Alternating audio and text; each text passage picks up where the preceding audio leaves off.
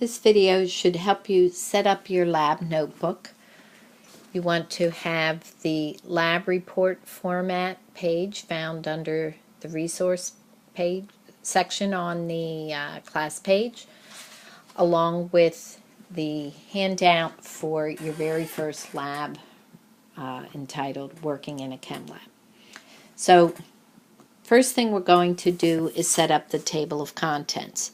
So on the first page of your lab notebook, table of contents, and you're going to draw 5 columns showing the date, title, page, grade, safety grade.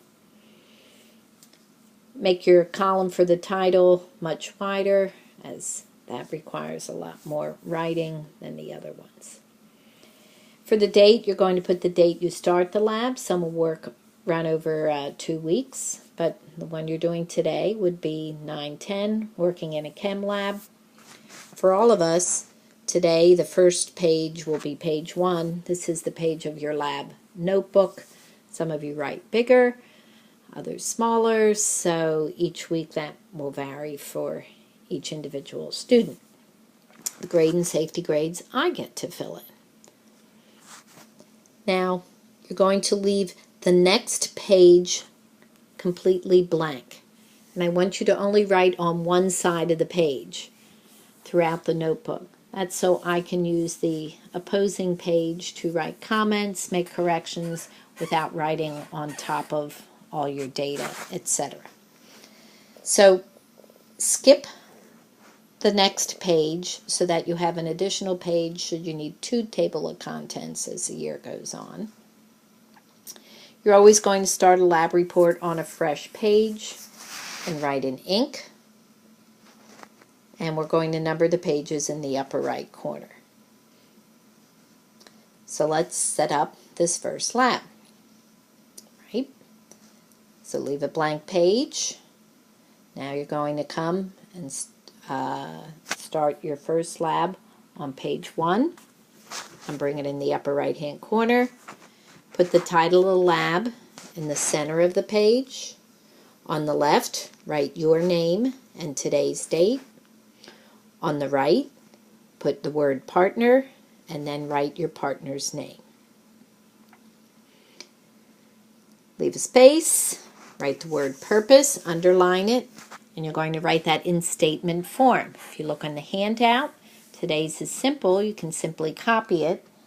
You may be required to read something in the future, a paragraph or 2, and extract and write your own purpose. Materials, and underline it. You may either put this in list fashion or as running words with commas. The procedure. I do not want you copying all the steps. So read what we have and see if you can put it in one simple sentence, 1 or 2. Sometimes drawing a picture may be sufficient. Okay, we'll discuss that a little here in class. Next, you're going to write the safety tip. Today's is found on the class page. It's where you will find it in the future or on your handout. In the future, all of this could be set up prior to coming to lab, should you choose. Okay, numbering in the upper right-hand corner, although you're probably not at the start of a new page yet. Next is the date and observations. This is not where we put calculations, just anything truly measured. So, for example, if you're finding a length, a width, a height, you would put it there.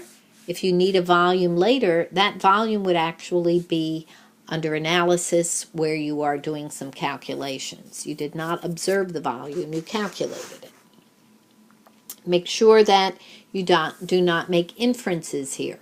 Just record what you see. For example, I saw a new red substance form. Do not write, I saw rust form.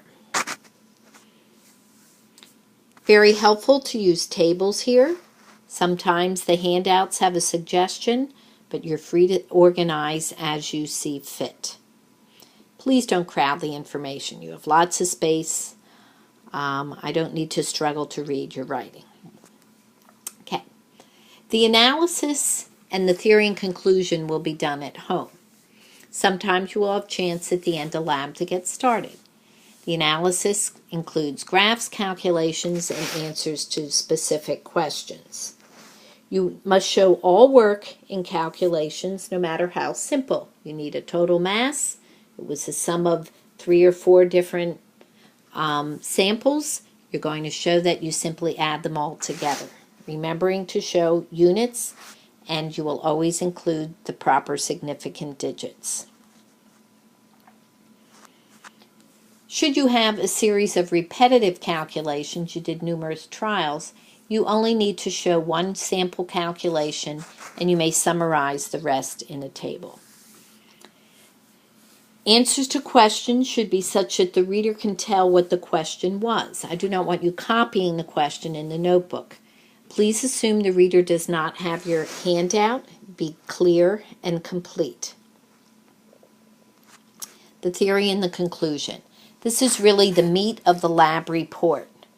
It is in paragraph form, proper grammar, in your own words. It should not be the same as your lab partner. You are to write in third person, so that means no I, you. Please do not say the student. So tell me what you proved. Do not simply say the purpose was fulfilled, although rereading your purpose will help you decide how to state what you did prove. Support this conclusive statement with data from your lab, and tell me how it relates to scientific principles, in other words, the theory, normally related to what we are currently discussing in class.